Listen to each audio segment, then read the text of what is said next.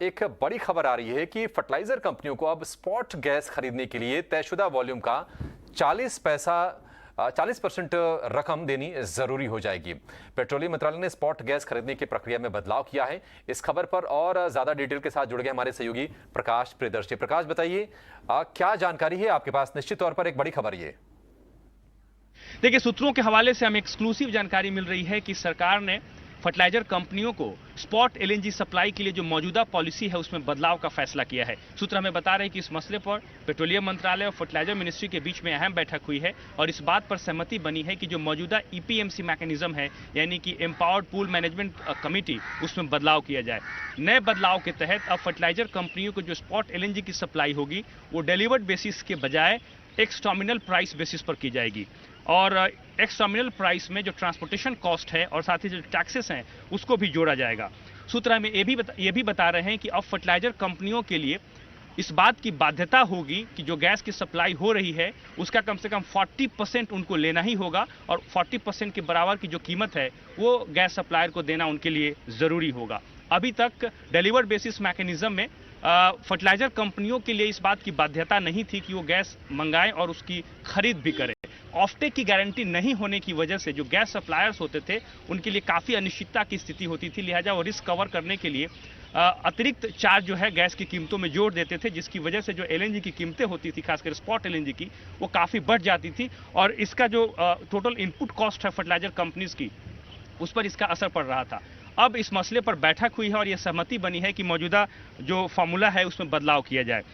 करीब करीब 20% जो गैस की डिमांड है फर्टिलाइजर इंडस्ट्री में वो स्पॉट एलएनजी परचेज के थ्रू किया जाता है और इससे फर्टिलाइजर पेट्रोलियम मंत्रालय की यह मानना है कि नए मैकेनिज्म से जो स्पॉट एलएनजी की कीमतें हैं उसमें करीब करीब 15% तक की कमी देखने को मिलेगी और जाहिर तौर पे सरकार की जो सब्सिडी है खासकर डोमेस्टिक यूरिया प्रोडक्शन के लिए उसको कम करने में मदद मिलेगी।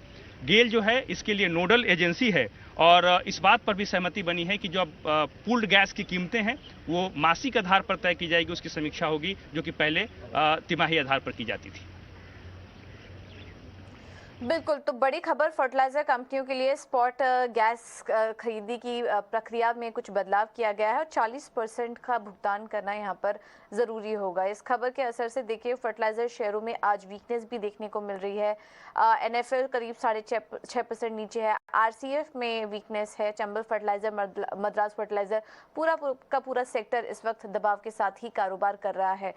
मंदार, क्या व्यू बन रहा है आपका फर्टिलाइजर शेयरों में? काफ़ी ज़्यादा टूट चुके हैं और हम देखेंगे कि कुछ ना कुछ खबरें, न्यूज़ बेस्ड एक्शन काफ़ी दिखता है स्टॉक में और बजट तक ये पूरा स्पेस जो है वो फोकस में ही रहेगा। ऐसे में क्या व्यू बन रहा है आपका? आज की जो गिरावट आई है, क्या कहीं खरीदारी के मौके देख रहे हैं आप या फिलहाल अभी अवॉइड करेंगे? पूजा जी, देखिए अभी तो मुझे लगता है कि फिलहाल तो अवॉइड करना चाहिए क्योंकि ये सारे स्टॉक्स में बहुत बढ़िया सी तेजी देखने को मिली और बहुत ही कम कम समय में अच्छी खासी तेजी बनी।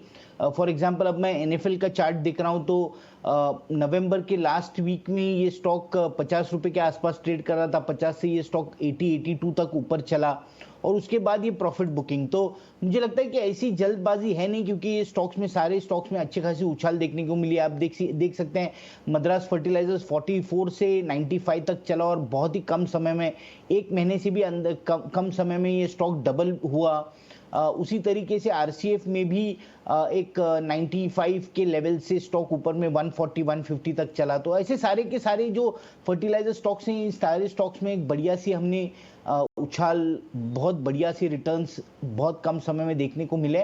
तो जल्दबाजी नहीं करनी चाहिए, ये प्रॉफिट बुकिंग है जो ये होने देना चाहिए। थोड़ी क्लैरिटी के बाद अगले महीने में जैसे रिजल्ट्स आने शुरू होंगे उसके बाद जब भी इसमें क्लैरिटी बनेगी, जब भी ये स्टॉक सपोर्ट के पे अच्छे खासे स्ट्रॉन्ग सपोर्ट लेते हुए अच्छे खासे इंटरेस्ट फिर से लौट के आएगा, उसके बाद हम ये बाइंग का व्यू इसमें बना सकते हैं।